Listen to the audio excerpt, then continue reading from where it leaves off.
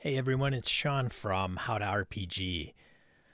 Recently, I was playing online using Zoom, and I spiced up my Zoom for my players. Put in a lower third, put in a die roller, had my video on there, and I posted a snapshot of that on Twitter, and had some people very interested in wondering how I did that.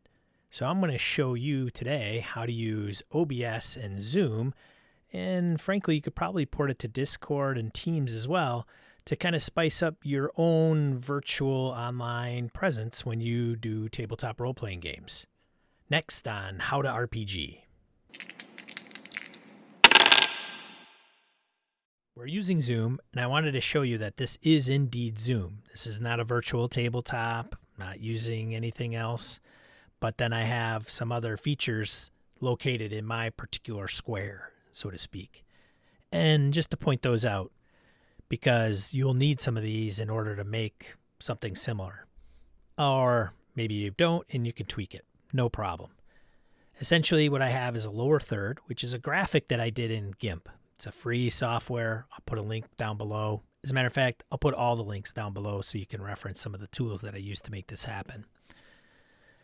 So we're playing Stars Without Number, and I'm a pilot. His name's Trig Sulla, and I made a lower third, which I thought was a nice touch. Sure, you can use the Zoom automatic name, which you can see here in the lower left of my square that says Trig, but it's always usually pretty small, and sometimes it doesn't even show up unless you're actually talking.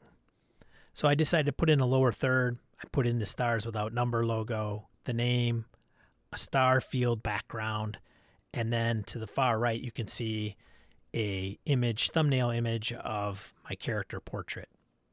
I did that all using GIMP. I'm not going to go into the details on how to make that lower third, but if you have any questions, let me know down below in the comments. And then, of course, we'll start in the white box here. You can see a die roller. The die roller that I use is an actual browser and a website, which I'll pull over and show you. Don't worry about the URL. I'll put that down in the link below, or in the comments below. Doobly-doo below. Found it online. It's 3-dimensional, which is kind of nice. So you can pick the amount of dice and what types of dice, and you can throw them all at once if you want. In this case, I've got the D20 and the D6 selected, and then I can just click throw. Produces a pretty cool effect. It does add up the dice together, so it's just something to be aware of when you're calling out your results. You just click the screen and it resets. All of what I just showed you will actually appear in this white square by just capturing that browser. I'll show you that in a second. Above that, in the upper left quadrant, is the initiative order. That's simply text. And then right above my actual video is the armor class of my player character, the hit points, and my initiative in the order. An actual initiative result. If I'm not in a combat situation or initiative isn't pertinent, then you can put something else there, maybe even your initiative modifier or your passive perception if you're playing Dungeons and Dragons, things that the game master may want to know without actually asking you. And then of course we have my video. And if you'll notice, although I'm not zoomed out, you can see my buddy Jimmy to the right of me as you're looking at the screen. That Jimmy's portrait, he's sitting quite a bit back from the camera, where I'm sitting a little bit closer, or I've got the camera zoomed in. And then Crystal is the game master to my left. You can see that the size of me and the size of my other players isn't too radically different. In other words, you don't have to sacrifice real estate for somebody being able to actually see you in the Zoom meeting. And this is all done using OBS. So let's get into OBS and get into the nuts and bolts of this, right? All right, here we've got OBS. OBS is free software that you can go and download. Again, we'll put a link down below so you can go and get it. There is also a version called Streamlabs OBS. Streamlabs OBS, I would say, is probably a little bit more polished. It is and was released on Windows primarily, but it does now have a Mac version for Streamlabs OBS. Not to be confused with straight or native OBS. Okay. I, in this example, use OBS. Why, you may ask? No real specific reason other than I had heard through the grapevine that OBS is actually a little less resource hungry than Streamlabs OBS. Now, I could be wrong in that assumption, and you may be able to do exactly what I'm about to show you in Streamlabs OBS. But nonetheless, I use OBS, and that's what this tutorial is going to be about. You'll see that I have a blank scene up. If you're familiar with OBS, then some of this is going to be very easy to get through. If you're not, no problem. We'll take it kind of step by step. It's pretty simple to use once you get a hang of the interface and what everything means. And there's tons of tutorials out there around OBS and Streamlabs OBS. But nonetheless, we have a scene here. And in scenes, you can change the scene. So you can have a scene that has all the players. You can have a scene that displays a website. So essentially a scene is when you change maybe camera angles or virtual camera angles. You can have a scene do that on the fly. And as you change the scene, it loads a different one that makes it look a little different. We only need a single scene for this to occur, but you can get really crazy with this and have it all sent out to Zoom depending on what you're trying to achieve. But for us, what we'll do is first we're going to add down here to the scene a source. And if we hit the plus button, it lists the different sources that we can choose from. In this case, I'm going to go ahead and choose image. I'm going to leave the image name default, although you can change it to be more descriptive. Hit OK. It's going to ask me what image do I want to load. I do browse, go to my directory,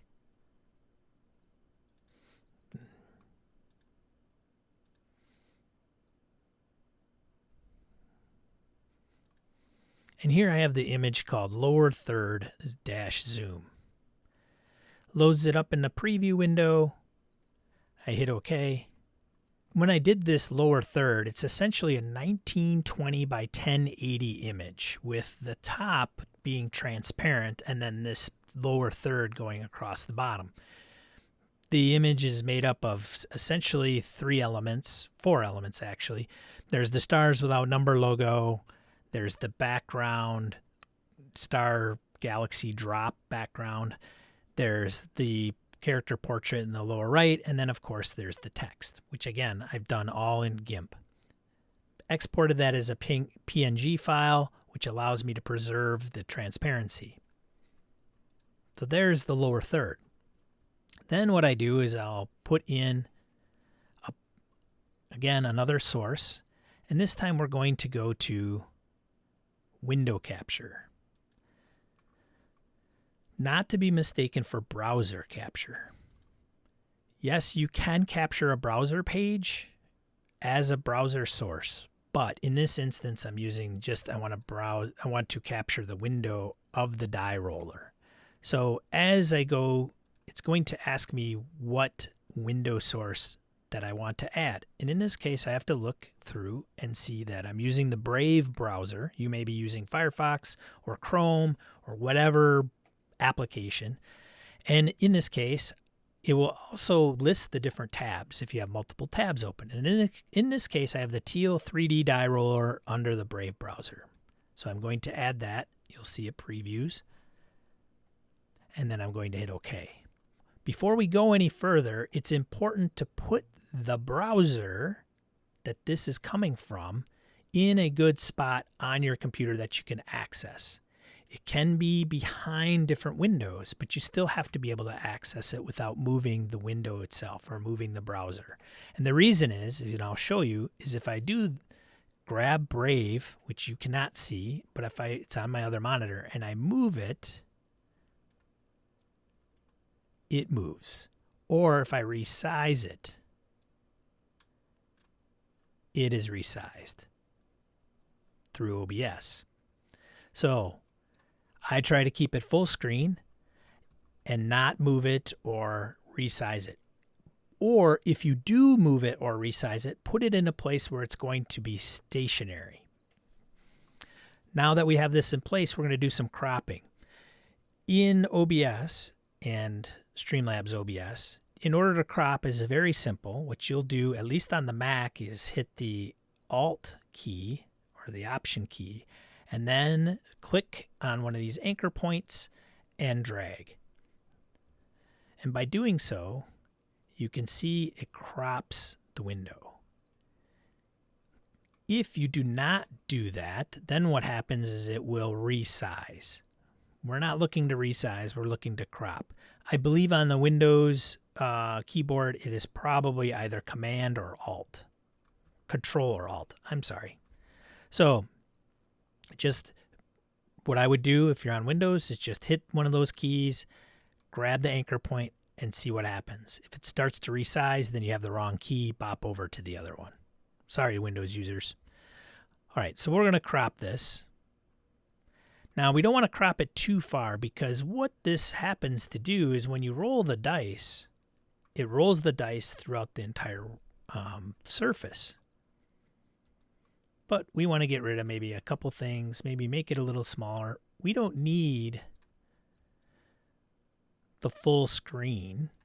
And if the dice roll off into a corner and the game master's not able to see it, it's not really a big deal. It's more there for effect because it's going to total your score up anyway and let you know the results. But it does help to know if it rolls a 4 and a 6, what die that actually came up with. If you're only rolling one die, very easy. So we have it cropped. And if you're not sure, then just pull up the website and throw some dice. So I have pulled it up on the other side, and you can see that it's landed in a pretty good spot. And now what I'm going to do is I'm going to shrink this window. Put it probably here in this corner like I did in the game.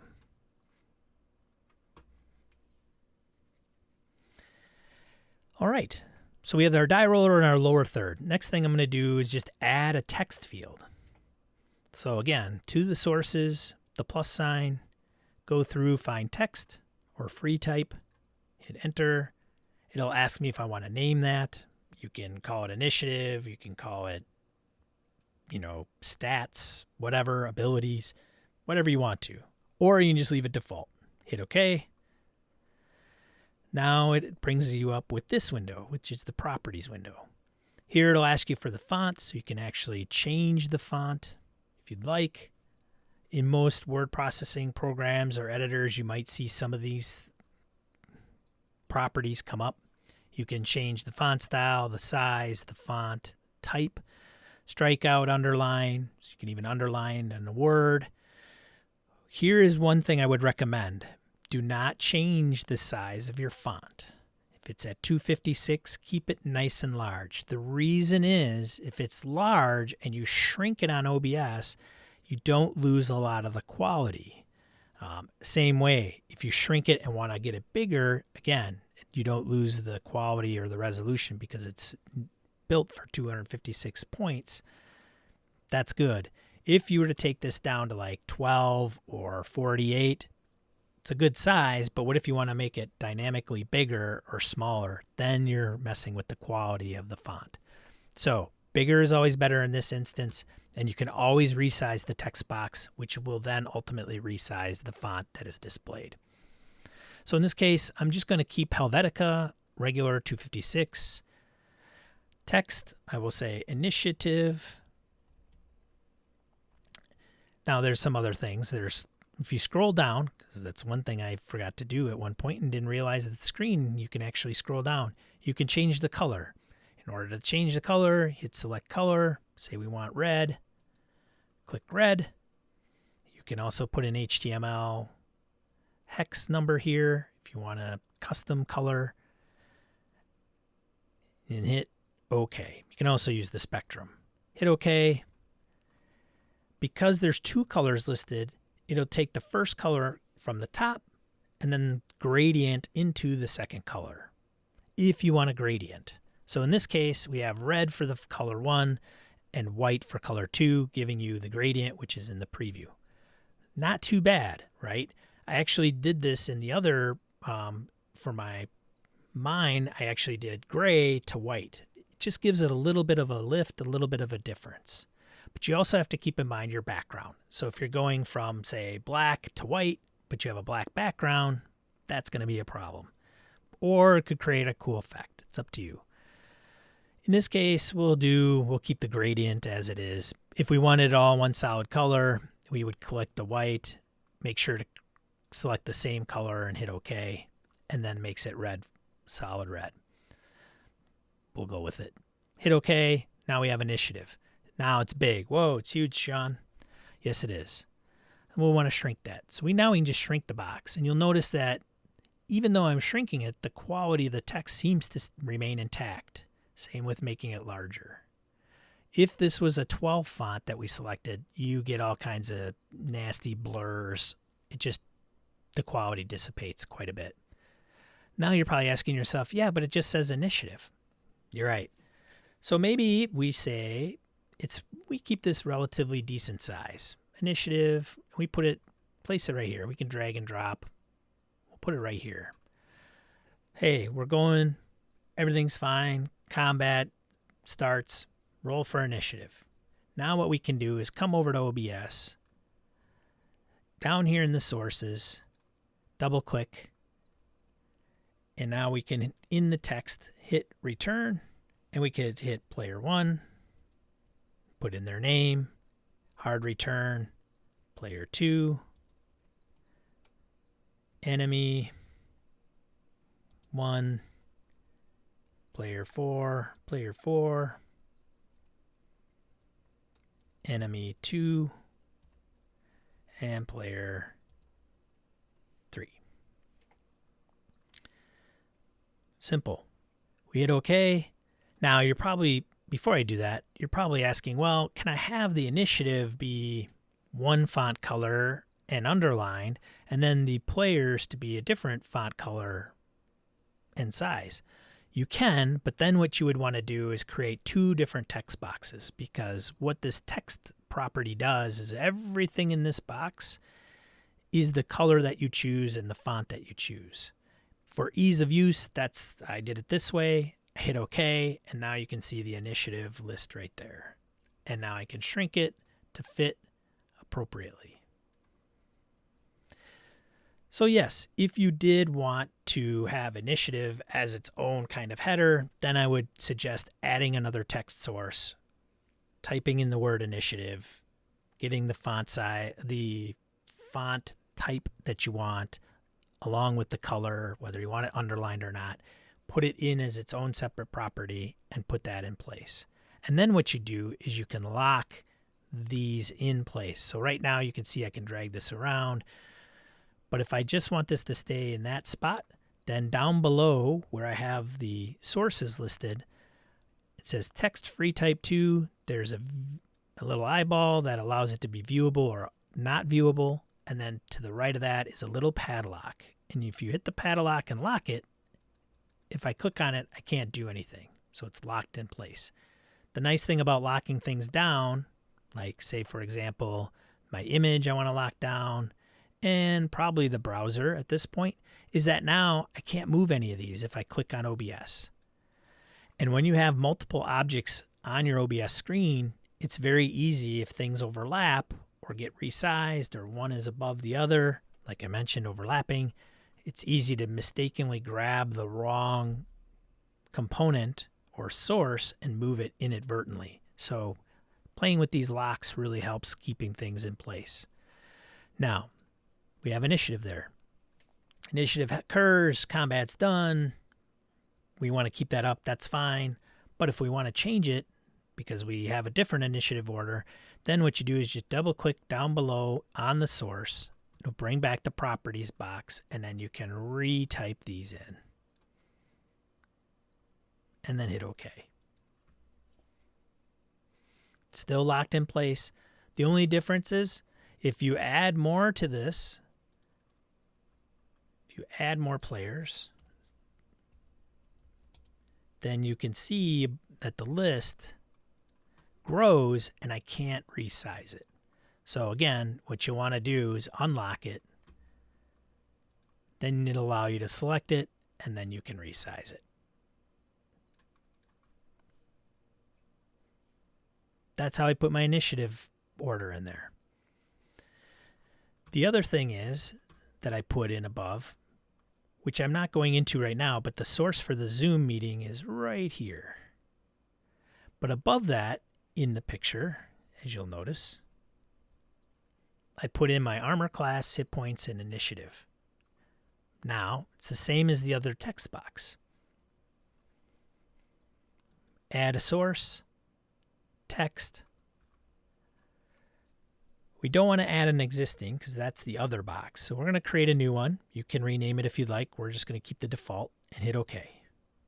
This should all look familiar. So in this case, because of it, instead of doing hard returns and making a list, I'm going to put in AC 15, put in a space, a couple spaces, hit points 10 or 19, a couple more spaces, passive,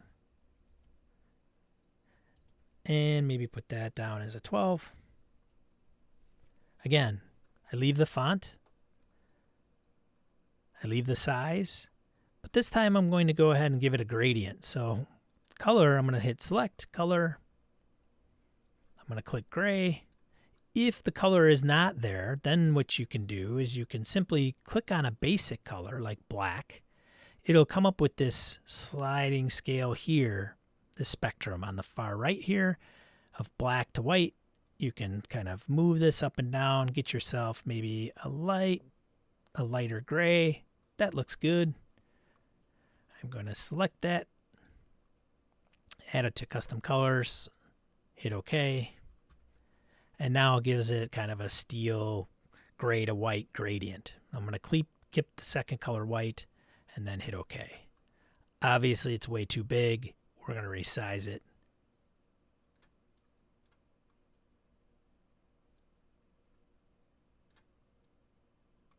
And I'm going to place it right there. And as you'll know, as you mess with OBS and you get to the edges and other sources on the screen, you'll notice that it snaps to click, which comes in handy. So, for example, here, snap, it puts it right there. Could you do a lower third using just the text property instead of what I've got down here where it says trig Sulla? Absolutely. That's very easy. Just throw in a text box, put in your name, put it down below as a lower third. You won't have the cool background to it, but it could put your, the name of your player character nice and big so everybody can see it.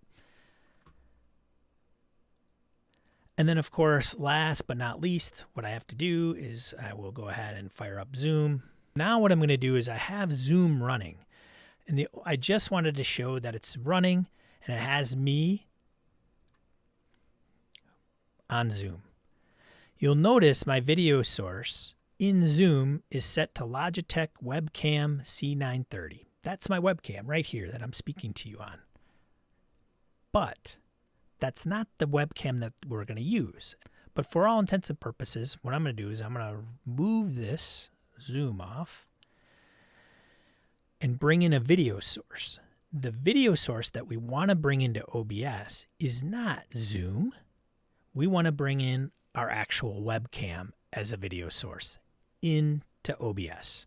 And in order to do that, we go to Sources down in OBS, hit the plus, choose the video capture device, create new, hit OK, and then it's going to ask for the devices. And in this case, I'm going to select the Logitech Webcam C930. There I am. I'm going to use the preset 1280 by 720. I'm going to hit OK. And now I have my video in OBS from my webcam. And I can resize it, as you can see. But as you want to do is you want to maybe put this in place, and you can actually go outside the borders of OBS. What we're going to do here is we're going to get us to where we think we want to be. Maybe we want a little black border around, maybe to be uniform, or we can put it right up against the lower third. But it overhangs the screen a little bit, so we're going to crop this. Plus, I don't know if I need all this space that's kind of around. And frankly, if I clip out the space, I can actually blow myself up a little more. So in this case, holding down the special key on your keyboard, and then left-clicking an anchor point, we're going to crop this. Maybe make it pretty square, or as square as possible. And I'm going to crop this right side. We've got kind of a square. Now what I can do, maybe even crop it even a little more. Bring down the top a little bit for that dead space. Maybe this bottom. People don't need to see all my mic stuff. And there. Now, when you use Zoom, all this is going to fit into one Zoom window. So it's a lot of information. And you want people to see your face and what you look like. So we're going to bring this up and slowly enlarge what I look like. And this will get me probably pretty close to even some of the other players that don't have all this in their window because they're sitting too far back. I shouldn't say too far back, but just further back than what I have displayed here. So there. Now we have OBS set up. You can save this collection so that every time you want to play this one game, you load this collection. So if you're not familiar with OBS, you can have multiple collections. And then each collection has different scenes. Or in this case, we have a single scene. But for example, if I'm running my Delta Green game or I'm playing a Delta Green game and I want to put a Delta Green theme on this, maybe my character name's different, I want to put the Delta Green logo in the lower third, well then I would have a different background picture. One thing also to note in OBS is down in the sources, you'll notice that it says video capture, text to text, window capture, and image. Everything within the sources is in order from highest layer to lowest layer. I say that because if for some reason you end up taking your screen and say moving your video above this, and you say, wait a minute, I want the lower third above my picture.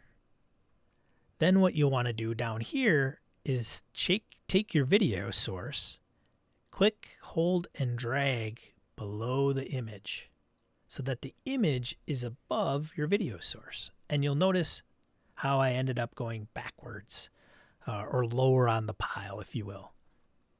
That's something to be aware of, especially if you've got a lot of different sources going on.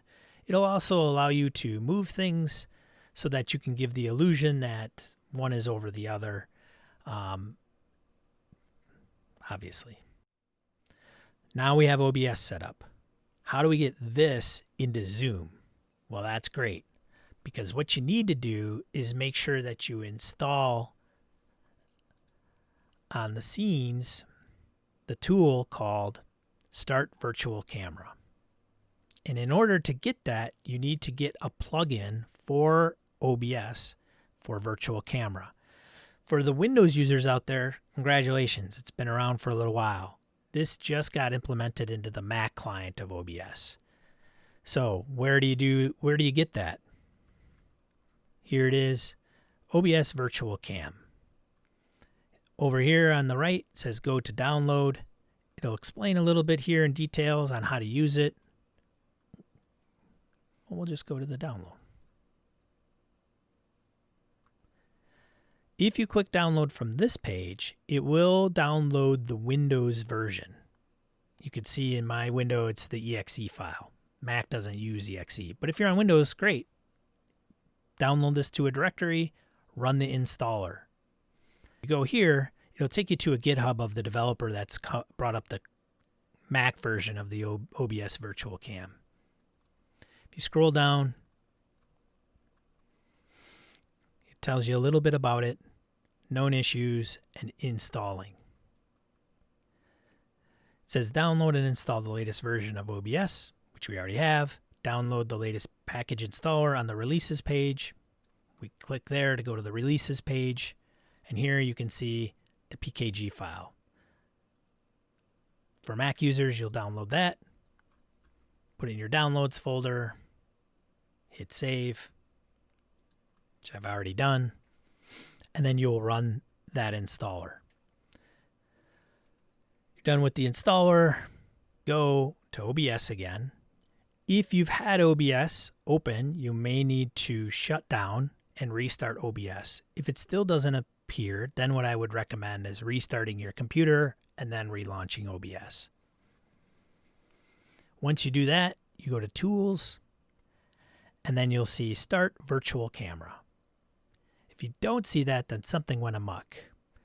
If you hit Start Virtual Camera, you'll notice nothing happened. Then what you will want to do is go over to Zoom. Now I have Zoom up. I'm still using my Logitech C930 webcam.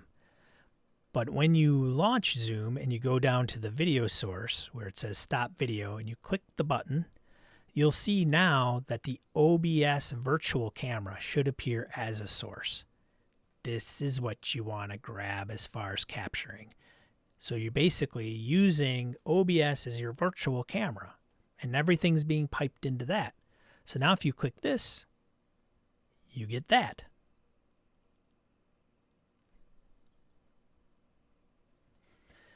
And so I'm sitting here and say I want to throw my dice. Again. And while we're at it, we'll want to change the initiative order. So I go to OBS, probably on a different monitor or screen or a different window. And you can see on my screen how I'm retyping things.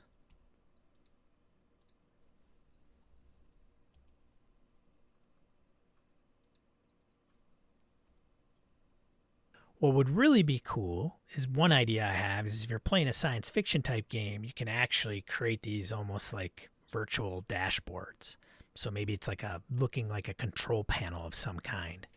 You might be asking, does this work with Discord? And yes, it should. Again, you would go through all the OBS setup. You want to start your virtual cam. So if you haven't started your virtual cam in OBS, then it's not going to show up as a source in Discord or Zoom or Teams. And I believe it should work in all of those. I know I've used Zoom, and I believe in Discord it works without a problem. But what you'll then do is bring up Zoom again, and then change your video source to the OBS virtual cam. And then this will be displayed. That wraps it up. That's pretty simple and straightforward. If you have any questions, let me know down in the comments. Remember to like and subscribe. I'm willing to help out any way I can. Thanks for tuning in, and happy gaming.